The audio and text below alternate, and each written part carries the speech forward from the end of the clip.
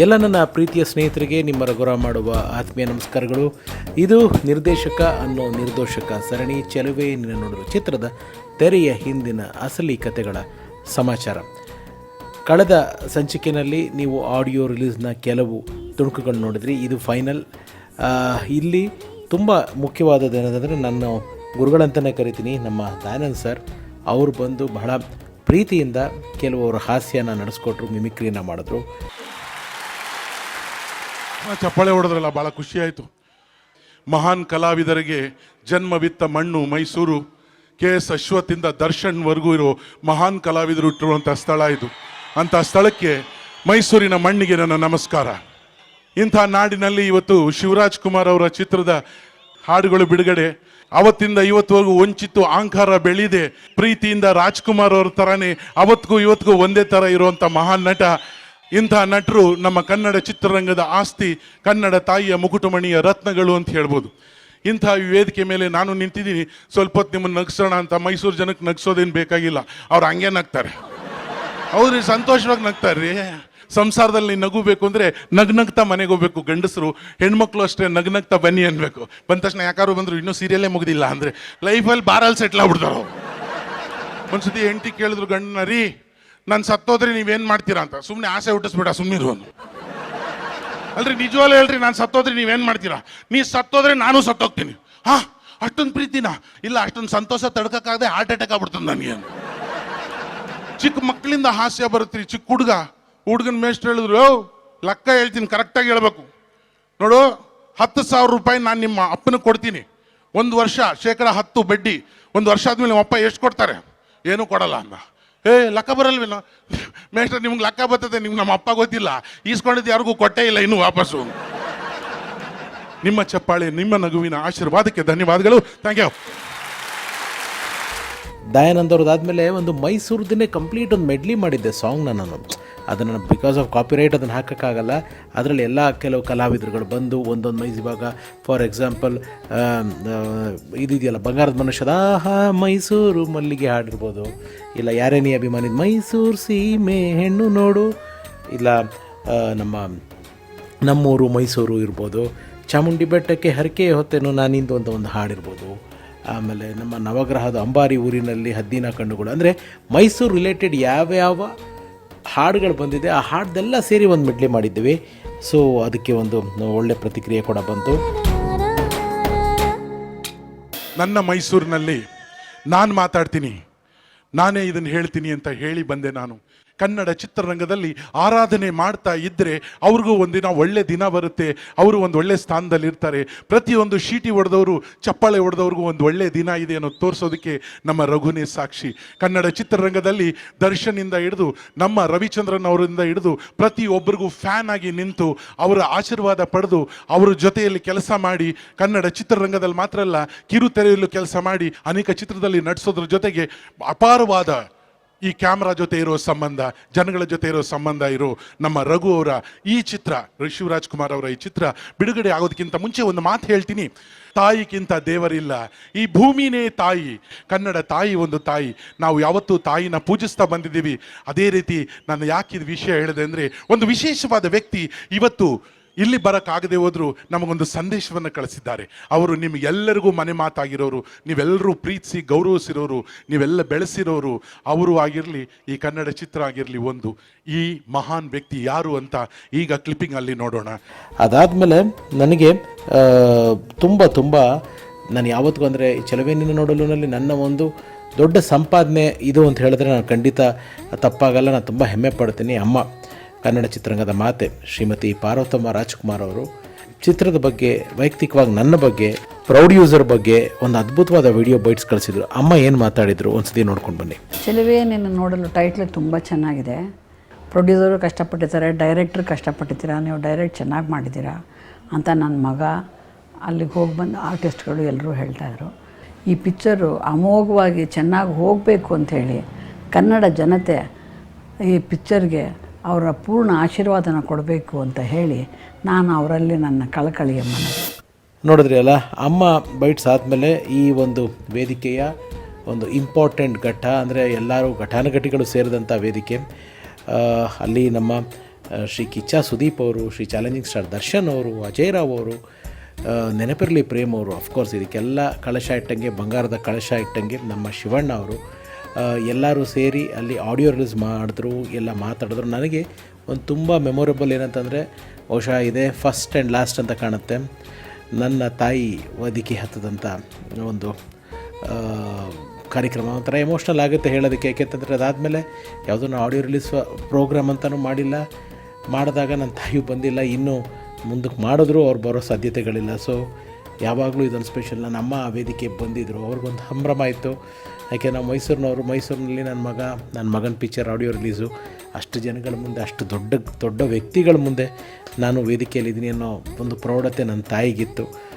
So ಈ audio release ಆಯಿತು. ಇಲ್ಲಿ ಇನ್ನೊಂದು ಇಂಪಾರ್ಟೆಂಟ್ ಏನಂತಂದರೆ, ಎಲ್ಲ ಗಣ್ಯರು ಕೂಡ ಮಾತಾಡಿದ್ರು.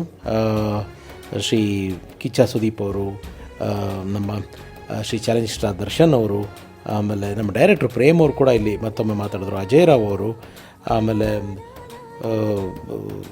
ನಾಗೇಂದ್ರ ಪ್ರಸಾದ್ ಅವರು, ಎಲ್ಲರೂ ಕಬೀರ್ ಲಾಲ್ ಅವರು, ಆಮೇಲೆ ನಮ್ಮ ಆನಂದ ಆಡಿಯೋ ಶ್ಯಾಮ್ ಮೋಹನ್ ಅವ್ರು ಬರೋದಕ್ಕಾಗಲಿಲ್ಲ ಆ ಕಾರ್ಯಕ್ರಮಕ್ಕೆ. ಯಾಕೆಂತಂದರೆ ಅವ್ರಿಗೆ ಸ್ವಲ್ಪ ಒಂಚೂರು ಕೆಲವೊಂದು ವಿಚಾರಗಳಲ್ಲಿ ವ್ಯಾವಹಾರಿಕವಾಗಿ ಪ್ರೊಡ್ಯೂಸರ್ಗೆ ಅವ್ರಿಗೆ ಒಂದು ಸಣ್ಣ ಒಂದು ಮಿಸ್ಅಂಡರ್ಸ್ಟ್ಯಾಂಡಿಂಗ್ ಬಂದಿತ್ತು. ಸೊ ಹಾಗಾಗಿ ಅವ್ರು ಶ್ಯಾಮ್ ಅವ್ರು ಬಂದು ಪ್ರೀತಿಯಿಂದ ಮಾಡಿಕೊಟ್ರು. ಆಮೇಲೆ ನನ್ನ ಅಂದಿನ ಝೀ ಕನ್ನಡ ವಾಹಿನಿಯ ಬಿಸ್ನೆಸ್ ಹೆಡ್ ಆಗಿದ್ದ, ನನ್ನ ಸದಾ ನನಗೆ ಒಳ್ಳೇದು ಬಯಸೋ ಒಬ್ಬ ಶ್ರೇಯೋಭಿಲಾಷಿ ಶ್ರೀ ಶೇಖರ್ ಅವರು ಕೂಡ ಮಾತಾಡಿದ್ರು. ಇಲ್ಲಿ ಅನುಶ್ರೀ ಅವ್ರಿಗೂ ನಾನು ತುಂಬ ಥ್ಯಾಂಕ್ಸ್ ಹೇಳೋದಕ್ಕೆ ಇಷ್ಟಪಡ್ತೀನಿ. ಯಾಕೆಂದರೆ ಇಡೀ ಕಾರ್ಯಕ್ರಮನ ತುಂಬ ಲವಲವಿಕೆಯಿಂದ ಅದ್ಭುತವಾಗಿ ನಡೆಸ್ಕೊಟ್ರು. So thank you Anu, thank you so much. Raghuram ಅವ್ರಿಗೆ ಮೊದಲನೇ ಸಿನಿಮಾ, ಎಲ್ಲರಿಗೂ ಗಾಡ್ ಗಿಫ್ಟ್ ಅದು ಸಿಗೋದು. ಸೊ ಈ ಥರ ಒಂದು ಆಪರ್ಚುನಿಟಿ ಅವ್ರಿಗೆ ಸಿಕ್ಕಿದೆ, ಅವ್ರು ತುಂಬ ಚೆನ್ನಾಗಿ ಉಪಯೋಗಿಸ್ಕೊಂಡಿದ್ದಾರೆ ಅಂತ ಅಂದ್ಕೊಂಡಿದ್ದೀನಿ. ಸೊ ಅವ್ರಿಗೂ all the best. In last and final ಆಗಿ ಬರಬೇಕು ಅಂತಂದರೆ, ದಯವಿಟ್ಟು ಯಾರು ಬೇಜಾರು ಮಾಡ್ಕೋಬಾರ್ದು, ಶಿವಣ್ಣನು ಬೇಜಾರು ಮಾಡ್ಕೋಬಾರ್ದು. ಹ್ಯಾಟ್ರಿಕ್ ಹೀರೋ ತುಂಬ ಸಾಕಾಗಿದೆ, ಈಗ ಸೆಂಚುರಿ ಹೀರೋ ಅಂತ ಆಗೋಣ. ಯಾಕಂದರೆ 100ನೇ ಸಿನಿಮಾ ಅವ್ರು ಮಾಡ್ತಾರೆ. ಸೊ ಅವ್ರಿಗೆ ಸೆಂಚುರಿ ಹೀರೋ ಅಂತ ಕರೆದ್ರೆ ಭಾಳ ಚೆನ್ನಾಗಿರುತ್ತೆ. ಎಲ್ರಿಗೂ ನಮಸ್ಕಾರ. ಸುರೇಶ್ ಅವರು ಸಿನಿಮಾ ತುಂಬ ಚೆನ್ನಾಗಿ ಮಾಡಿದ್ದಾರೆ ಅಂತ ನನಗೆ ಆವಾಗಲೇ ಗೊತ್ತಾಗೋಯ್ತು. ಯಾಕಂದರೆ ಡೈರೆಕ್ಟರ್ ಆಲ್ರೆಡಿ 10 kg ಜಾಸ್ತಿ ಆಗಿದ್ದಾರೆ, ಶಿವಣ್ಣ 5 kg ಡೌನ್ ಆಗ್ಬಿಟ್ಟಿದ್ದಾರೆ. ಗೀತಕ್ಕ ಅವರಿಗೆ ಕೋಪ ಜಾಸ್ತಿ ಆಗಿದೆ. ನನ್ನ ಯಜಮಾನ್ರನ್ನ ಕಳ್ಸಿಕೊಟ್ಟಾಗ ಚೆನ್ನಾಗಿದ್ರು, ತುಂಬ ದುಡಿಸ್ಬಿಟ್ಟಿದ್ದೀರಾ ಅಂತ. ಈ ಒಟ್ಟಿಗೆ ಮಧ್ಯದಲ್ಲಿ ಇನ್ನೊಂದು ನೀವು ಅಬ್ಸರ್ವ್ ಮಾಡಲಿಲ್ಲ, ಹರಿಕೃಷ್ಣ ಅವರ ಸ್ವಲ್ಪ ಮುಂದೆ ಬನ್ನಿ, ಇವರು ಸ್ವಲ್ಪ ಅಗಲಾಗ್ಬಿಟ್ರು. ಸೊ ರಘು ಅವ್ರ ತೂಕ ಹೇಗಾಗಿದ್ದಾರೋ, ಇವರೆಷ್ಟು ಅಗಲಾಗಿದ್ದಾರೋ, ಸಿನಿಮಾನು ಅಷ್ಟೇ ದೊಡ್ಡದಾಗ್ಲಿ ಅಂತ ನಾನು ಆಶಿಸ್ತೇನೆ. ಒಬ್ಬ ಕಲಾವಿದನಲ್ಲೇ ಶಿವಣ್ಣನ ಅವರ ಅಭಿಮಾನಿಯಾಗಿ ಒಂದು ಮಾತು ಹೇಳಕ್ ಇಷ್ಟಪಡ್ತೀನಿ. ನಾನು ಅವರ ಓಂ ಚಿತ್ರಕ್ಕೆ ಬಹಳ ಏಟ್ಗಳು ತಿಂದು ಟಿಕೆಟ್ ತಗೊಂಡು ಒಳಗೆ ಹೋದವನು. ಇವತ್ತು ಒಬ್ಬ ಅಭಿಮಾನಿಯಾಗಿ ನಾನು ಕೇಳ್ಕೋದು ಅವ್ರಿಗೆ ಇಷ್ಟೇ, ತುಂಬಾ ಒಳ್ಳೊಳ್ಳೆ ಚಿತ್ರಗಳನ್ನ ಅವರಿಂದ ಎಕ್ಸ್ಪೆಕ್ಟ್ ಮಾಡ್ತಾ ಇದೀವಿ ನಾವು. ಒಬ್ಬ ಒಳ್ಳೆ ನಟರವರು, ಕಣ್ಣಲ್ಲೇ ನಟನೆ ಮಾಡಬಲ್ಲಂತ ಒಬ್ಬ ನಟ. ಇವತ್ತು ಈ ವೇದಿಕೆ ಮೇಲೆ ಇಷ್ಟು ಜನ ನಾವು ಸೇರಿದೀವಿ ಅಂದ್ರೆ, ಸೇರೋದಕ್ಕೆ ಕಾರಣ ಅಂದ್ರೆ ಮೇನ್ ಇವರೇ. ಫಸ್ಟ್ ಇವ್ರು ತೋರ್ಸಂತ ಒಂದು ಸ್ನೇಹ ನಮ್ಮೆಲ್ಲರಿಗೆ. ನಾವು ಸಿನಿಮಾದಲ್ಲಿ ನನಗೆ ಇನ್ನೂ ಗ್ಯಾಪ್ ಇರೋದೇನಂದ್ರೆ, ಒಂದು ಸ್ಪರ್ಶ ಚಿತ್ರ ಬಂದಾಗ ಫಸ್ಟ್ ಇವರೇ ಬಂದು ಕ್ಯಾಸೆಟ್ ರಿಲೀಸ್ ಮಾಡಿದ್ದು. ಅವತ್ತಿಂದ ಇವತ್ತರವರೆಗೆ ಒಂದು ಸೀನಿಯರು, ನಾವು ಅವತ್ತಿಗೆ ಒಬ್ಬ ಜೂನಿಯರ್ ಅಂತ ನಮಗೆ ಟ್ರೀಟ್ ಮಾಡಿದೆ, ಹೆಗ್ಲಿ ಮೇಲೆ ಕೈ ಹಾಕೊಂಡು ಮಾತಾಡಿದವರು ಇವರು. ಅದನ್ನ ನಾವು ಯಾವತ್ತೂ ಮರೆಯಕ್ಕೆ ಸಾಧ್ಯ ಇಲ್ಲ. ಫಸ್ಟ್ನೇದಾಗಿ ಚೆಲುವೆ ನಿನ್ನ ನೋಡಲು ಸೊ ಆಡಿಯೋ ರಿಲೀಸ್ ಮೈಸೂರಲ್ಲಾಗಿದೆ. ಸೊ ತುಂಬ ಒಳ್ಳೆ ಸಕ್ಸಸ್ ಆಗಿ ನಮ್ಮ ನಿರ್ಮಾಪಕರು ಎನ್ ಎಂ ಸುರೇಶ್ ಅವ್ರಿಗೂ, ಯಾಕೆಂದರೆ ಅವ್ರ ಬ್ಯಾನರ್ಲಿ ಕೊಟ್ಟದಂಥ ನನ್ನ ನಿರ್ದೇಶನ ಚಿತ್ರ 2ನೇ ಚಿತ್ರ ತುಂಬ ಸಕ್ಸಸ್ ಆಯಿತು. ಅದೇ ರೀತಿ ಇದು ದೊಡ್ಡ ಹಿಟ್ ಆಗುತ್ತೆ ಅಂತ ಸೊ ನಾನು ಕೇಳ್ತಾ, ಮತ್ತು ನಮ್ಮ ರಘು ಅವರು, ನಮ್ಮ ಯೋಗೀಸ ಗೊತ್ತಲ್ಲ, ಮಾದೇಶನ್ ಫ್ರೆಂಡು ಯೋಗೀಸ, ಅದೇ ಮಾಡಿದ್ದಾರೆ. So thank you Shivanna. We all love you. ತುಂಬ ಪ್ರೀತಿಸ್ತೀವಿ ಶಿವಣ್ಣ ನಿಮ್ಮನ್ನ. We all love you. ನಾಯಕ ನಟನಾಗಿ ಹೇಗಿರ್ಬೇಕಂತ ನಂಗೆ ಎಲ್ಲರೂ ಹೇಳೋದು ಶಿವಣ್ಣನ ಫಾಲೋ ಮಾಡಿ ಅಂತ. ಶಿವಣ್ಣನ ಥರ ಇರಿ, ನೀವು ಖಂಡಿತ ಬೆಳಿತೀರಾ ಅಂತ. ಸೊ ಚೆಲುವೆ ನಿನ್ನ ನೋಡಲು ನಮ್ಮ ಸುರೇಶ್ ಅವ್ರದ್ದು ಮತ್ತು ಶಿವಣ್ಣಂದು ಚಿತ್ರ ಇದು ಡೆಫಿನೆಟ್ಲಿ ಒಂದು ಸೂಪರ್ ಡೂಪರ್ ರೆಕಾರ್ಡ್ ಬ್ರೇಕ್ ಮಾಡಲಿ ಅಂತ ನಾವೆಲ್ಲರೂ ಈ ಮೂಲಕ ನಾವು ನಿಮ್ಮಿಬ್ರಿಗೆ ಹಾರೈಸ್ತೀವಿ. ಶಿವಣ್ಣ ಅವ್ರ ಜೊತೆಲಿ ಆ್ಯಕ್ಟ್ ಮಾಡುವಂಥ ಒಂದು ಅವಕಾಶ ಸಿಕ್ಕಿದಾಗ ನಾನು ಶಿವಣ್ಣಂಗೆ ಥ್ಯಾಂಕ್ಸ್ ಹೇಳೋಣ ಅಂತ ಫೋನ್ ಮಾಡಿದೆ. ಶಿವಣ್ಣ ಥ್ಯಾಂಕ್ ಯು, ನನ್ನನ್ನು ರೆಫರೆನ್ಸ್ ಮಾಡಿದ್ದೀರಾ, ನನ್ನ ಸೌಭಾಗ್ಯ ಅಂದ್ಕೊಳ್ತೀನಿ ನಿಮ್ಮ ಜೊತೆಲಿ ಆ್ಯಕ್ಟ್ ಮಾಡೋದು ಅಂತ. ಅದಕ್ಕೆ ಅವ್ರು ಹೇಳಿದ್ದು ಒಂದೇ ಮಾತು, ಇದು ನಿನ್ನ ಸೌಭಾಗ್ಯ ಅಲ್ಲಮ್ಮ, ನಿನ್ನ ಜೊತೆಲಿ ನಾನು ಆ್ಯಕ್ಟ್ ಮಾಡ್ತಾ ಇದ್ದೀನಿ, ನನ್ನ ಸೌಭಾಗ್ಯ ಅಂತ. ಅಂಥ ವಿಶಾಲವಾದ ಹೃದಯರಂಥ ಶಿವಣ್ಣನ ಅವ್ರ ಆನಂದ್ ಸಿನಿಮಾ ರಿಲೀಸ್ ಆದಾಗ ನಾನು ಬಹುಶಃ 5ನೇ ಕ್ಲಾಸು 6ನೇ ಕ್ಲಾಸು ಓದ್ತಿದ್ದೆ. ಅವ್ರ ಥರ ಹೇರ್ ಸ್ಟೈಲ್ ಮಾಡೋದಕ್ಕೆ ಹೋಗಿ ಮನೇಲಿ ಒದೆಲ್ಲ ತಿಂದಿದ್ದೀನಿ. ಈ ವಯಸ್ಸಿಗೆ ಸ್ಟೈಲ್ ಮಾಡ್ತೀವಿ, ಯಾವಾಗ ತಿರ್ಗಾ ಕಟಿಂಗ್ ಮಾಡಿಸ್ಕೊಂಡು ತಿರ್ಗಾ ಓಡಿಸೋರು ನಮ್ಮನ್ನು. ಆ ದೇವರ ಆಶೀರ್ವಾದ ಇವತ್ತು ಶಿವಣ್ಣನ ಜೊತೆಯಲ್ಲಿ ಆ್ಯಕ್ಟ್ ಮಾಡುವಂಥ ಒಂದು ಅವಕಾಶ ಸಿಕ್ಕಿದ್ದು ಸಂಬಂಧಪಟ್ಟಂಥ ನನ್ನ ಗೆಳೆಯ ತರುಣ್ಗೆ, ರಘುರಾಮ್ ಅವ್ರಿಗೆ, ಹರಿಕೃಷ್ಣ ಅವ್ರಿಗೆ, ಹಾಗೂ ಶಿವಣ್ಣನಿಗೆ, ಕಬೀರ್ಲಾಲ್ ಅವ್ರಿಗೆ, ಎನ್ ಸುರೇಶ್ ಅವ್ರಿಗೆ, ಎಲ್ರಿಗೂ ನನಗೂ ಸೇರಿ ಈ ಒಂದು ಚಿತ್ರ ನಮ್ಮ ಎಲ್ಲರ ವೃತ್ತಿ ಜೀವನದಲ್ಲಿ ಒಂದು ಯಶಸ್ಸಿನ ಮೈಲಿಗಲ್ಲಾಗಲಿ ಅಂತ ಹಾರೈಸ್ತೀನಿ. ಜೈ ಹಿಂದ್, ಜೈ ಕರ್ನಾಟಕ. ಕನ್ನಡ ಚಲನಚಿತ್ರ ರಂಗದ ಒಂದು ದೊಡ್ಡ ಸಂಭ್ರಮ ಇವತ್ತು, ಒಂದು ಹಬ್ಬ. ಒಂದು ವೇದಿಕೆ ಮೇಲೆ ಇಷ್ಟು ಜನ ಸ್ಟಾರ್ಗಳು ಒಂದು ಒಳ್ಳೆಯ ಸಿನಿಮಾಗೋಸ್ಕರ ನಿಂತಿದ್ದಾರೆ. ಶಿವಣ್ಣ ಅವರು ಆಗಲೇ ದರ್ಶನ್ ಅವರು ಒಳ್ಳೆ ಮಾತು ಹೇಳಿದ್ರು, ಹ್ಯಾಟ್ರಿಕ್ ಹೀರೋ ಅಲ್ಲ ಸೆಂಚುರಿ ಹೀರೋ ಅಂತ. ಮತ್ತು ಅದನ್ನೇ ಮತ್ತೊಮ್ಮೆ ಹೇಳಬೇಕು, ಈ ಚಿತ್ರ ನನ್ನ ಆತ್ಮೀಯ ಗೆಳೆಯ ರಘುರಾಮ್ ಅವರಿಗೆ ದೊಡ್ಡ ಯಶಸ್ಸಾಗಲಿ, ನಿರ್ಮಾಪಕರಿಗೆ ದೊಡ್ಡ ಯಶಸ್ಸಾಗಲಿ, ಕನ್ನಡ ಚಲನಚಿತ್ರ ರಂಗದಲ್ಲಿ ಇದೊಂದು ಮೈಲಿಗಲ್ಲಾಗಲಿ ಅಂತ ಆಶಿಸ್ತೀನಿ. ನಮಸ್ಕಾರ. ಎಲ್ಲರಿಗೂ ನಮಸ್ಕಾರ. This is most unforgettable day in my life. After 18 years coming and doing this Kannada film is like my first film. ನನ್ನ ಮೊದಲ ಚಿತ್ರ ಕರ್ತವ್ಯ ಕನ್ನಡದಲ್ಲಿ ಮಾಡಿದ್ದೀನಿ as A cameraman. So I have done 25 films in Kannada. So I will thank Mr. N.M. Suresh for bringing me back after 18 years, and this is a memorable moment for me to be back here.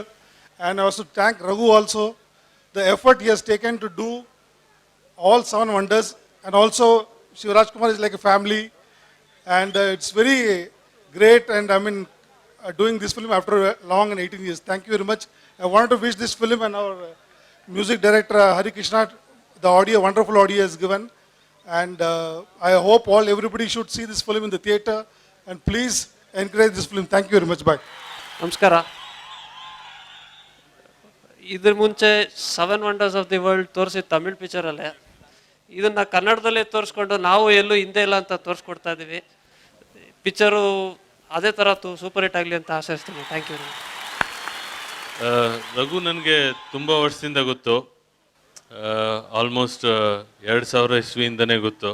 And ನಾವಿಬ್ಬರು city cable ಒಟ್ಟಿಗೆ ಕೆಲಸ ಮಾಡ್ತಾಯಿದ್ವಿ. ಇವಾಗ ನಾನು Zee Kannada head ಆಗಿದ್ದೀನಿ, ಅವನು ಒಂದು ದೊಡ್ಡ ಡೈರೆಕ್ಟರ್ ಆಗ್ತಾ ಇದ್ದಾನೆ. ಸೊ ಝೀ ಕನ್ನಡ ಯಾವಾಗಲೂ ನಿನಗೆ ಹೆಲ್ಪ್ ಮಾಡುತ್ತೆ, ಆ್ಯಂಡ್ ನಮ್ಮ ಸಪೋರ್ಟ್ ಯಾವಾಗಲೂ ಇರುತ್ತೆ Shivanna. All the best, all the best. ಇದು ಈ ಧ್ವನಿ ಸುರುಳಿ ಬಿಡುಗಡೆಯ ಕಾರ್ಯಕ್ರಮ ಆಗಿತ್ತು. ಮುಂದಿನ ಸಂಚಿಕೆಯಲ್ಲಿ ಇನ್ನೊಂದು ಮ್ಯಾಕ್ಸಿಮಮ್ 2 to 3 ಎಪಿಸೋಡ್ಸ್ ಅಷ್ಟೇ ಸ್ನೇಹಿತರೆ.